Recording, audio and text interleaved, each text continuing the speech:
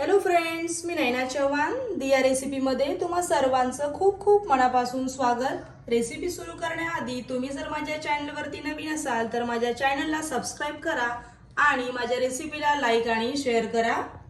तर आज मी तुमच्यासाठी पुण्याची सुप्रसिद्ध असलेली मँगो मस्तानी याची रेसिपी घेऊन आलेली आहे। तर ही रेसिपी बनवण्यासाठी लागणारे साहित्य आधी आपण बघून घेऊया।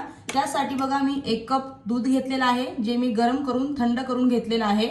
1 कप मी मँगोचा गर घेतलेला आहे। त्यानंतर ही मँगो आईस्क्रीम घेतलेली आहे, जी आईस्क्रीम मी घरी बनवलेली आहे। याची रेसिपी जर तुम्हाला हवी असेल तर ती तुम्हाला डिस्क्रिप्शन बॉक्समध्ये मिळून जाईल।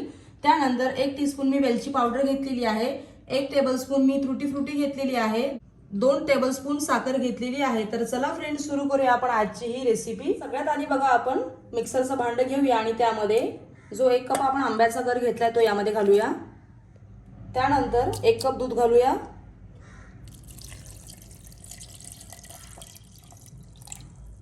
त्यानंतर 2 टेबलस्पून साखर,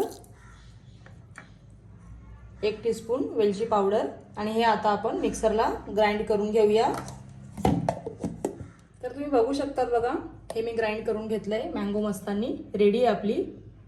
तर बघा आता आपण सर्विंग ग्लासमध्ये काढून घेऊया। त्यासाठी थोडेसे बदामाचे आपण यामध्ये काप घालूया। हे ऑप्शनल आहे बिलकुल, तुम्हाला आवडत असेल तर घाला किंवा तुम्ही स्किप सुद्धा करू शकता। थोडेसे पिस्त्याचे काप, थोडीशी तुटी फ्रुटी घालूया आणि आता वरून मस्तपैकी आपण आईस्क्रीमचा एक गोळा घालूया।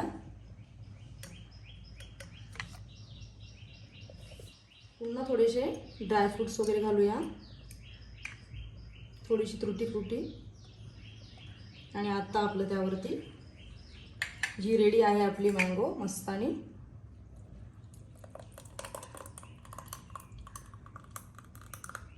पूर्ण ग्लास भरायचा नाहीये कारण आपण यावरती आईस्क्रीमचा गोळा ठेवणार आहोत। आता आपण वरून मस्त आईस्क्रीम घालूया। तुम्ही तुमच्या आवडीची कुठलीही आईस्क्रीम यामध्ये वापरू शकता। अजून एक आपण यामध्ये आईस्क्रीमचा गोळा घालूया। अगदी मस्त दिसतंय। आता वरून थोडीशी आपण तुटी फ्रुटी घालूया मस्त।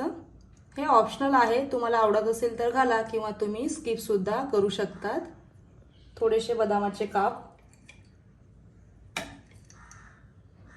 आता आपण वरून एक चेरी ठेवूया मस्त डेकोरेट साठी।